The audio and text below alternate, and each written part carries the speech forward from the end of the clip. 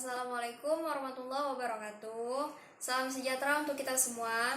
Saya Putri Gantiana dari kelas Biologi Nondik B 2017 ingin mempresentasikan tugas seminar biologi yang berjudul Pemanfaatan Tanaman Sirih Gading Epiprenum aureum sebagai antipolutan.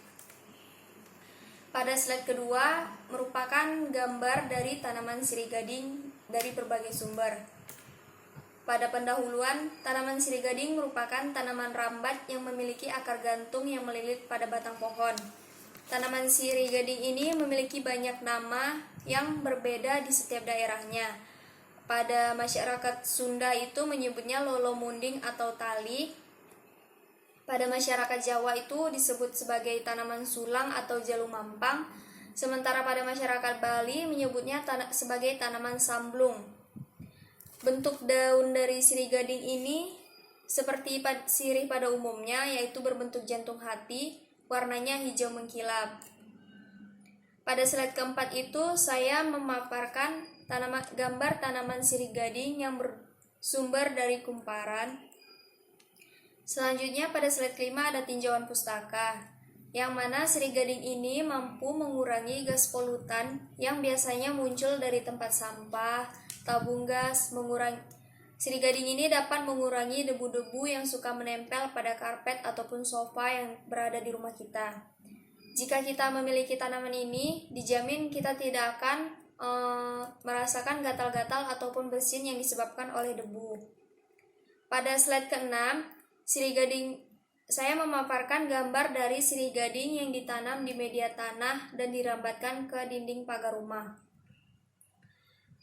Perbedaan sirih gading dengan sirih biasa itu terletak pada warna daunnya yang terbilang cukup unik dengan campuran warna kuning seperti marmer.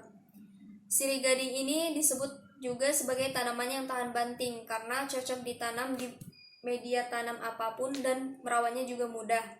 Selain itu, tanaman ini memiliki banyak manfaat yang dijadikan sebagai tanaman di dalam rumah.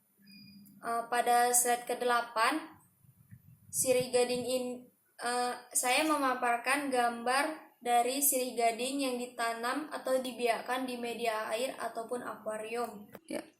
Selanjutnya pada slide ke-9 itu ada rumusan masalah dari penelitian yang saya lakukan ini, yang mana rumusan masalahnya itu yaitu bagaimana efektivitas tanaman sirih gading atau Epiprenum aureum ini sebagai antipolutan.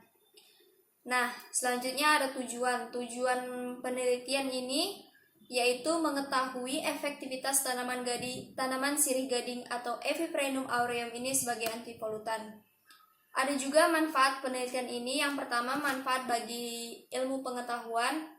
Yang pertama itu memberikan informasi pada bidang biokimia mengenai efektivitas tanaman sirih gading Epiprenum aureum sebagai antipolutan dan membuat dasar ilmiah mengenai penggunaan tanaman hias sirih gading Epiprenum aureum sebagai antipolutan dan memberi nilai estetik pada ruangan.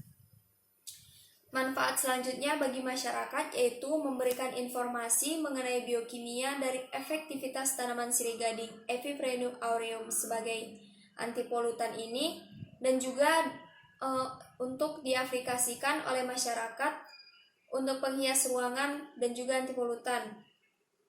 Selanjutnya manfaat bagi peneliti yaitu menambah hasanah ilmu pengetahuan mengenai efektivitas tanaman sirih gading Epiprenum aureum sebagai antipolutan. Pada slide ke-10, di sini saya memaparkan beberapa manfaat jika kita maksud saya pada slide ke-10 ini saya memaparkan beberapa manfaat jika kita menanam tanaman sirih gading di dalam ruangan rumah. Manfaat yang pertama yaitu sirih gading ini dapat menyerap racun yang berbahaya. Kemudian manfaat selanjutnya membantu pernapasan kita karena kita menanam sirih gading di dalam ruangan ini.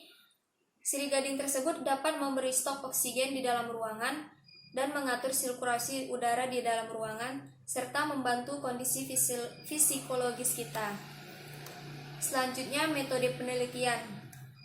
Saya melakukan penelitian ini di Laboratorium Biokimia FMIPA Biologi Unimed dan melaksanakan penelitian selama 3 bulan, mulai dari bulan Mei sampai bulan Juli. Saya juga mengamati beberapa lokasi seperti sekitaran jalan atau taman di Kota Medan.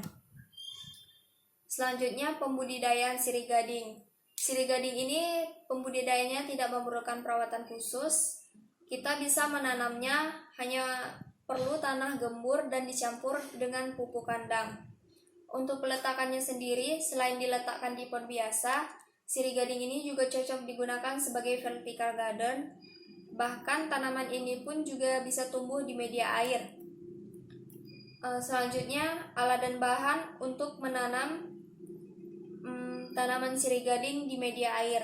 Alatnya itu ada botol kaca ataupun toples, kemudian ada pisau, dan bahannya itu ada air dan tanaman sirih gading.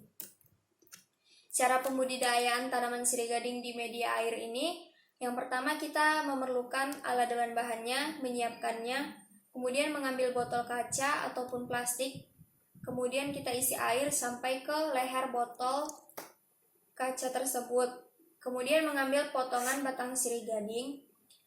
Selanjutnya kita beri pemberat berupa batu hias akuarium atau juga bisa diganti dengan kerikil yang ada di jalan ataupun di taman.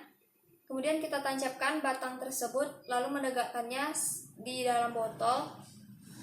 Kemudian kita buang atau gunting daun tua, kuning ataupun layu. Kemudian bisa kita hias dengan memberi pita atau apapun di botol tersebut. Selanjutnya kita letakkan tanaman sirih gading itu di atas meja kerja, di laci lemari, ataupun di meja teras rumah. Selanjutnya kita mengamati tanaman sirih gading itu, kita amati di botolnya itu, jika kira-kira airnya berkurang bisa kita tambahkan air kembali. Kemudian kita biarkan tanaman tersebut tumbuh dan berkembang sampai batang mengeluarkan akar dan berfotosintesis seperti tanaman pada umumnya. Pada slide ke-15 saya menampilkan jurnal atau referensi yang saya ambil. Jurnal ini berisi tentang kemampuan tanaman sirih gading Eviprenum aureum sebagai absorten logam berat timbal di udara. Jurnal ini diteliti oleh mahasiswa Universitas Negeri Surabaya. Demikian presentasi dari saya. Mohon maaf apabila ada kekurangan, kesalahan, dan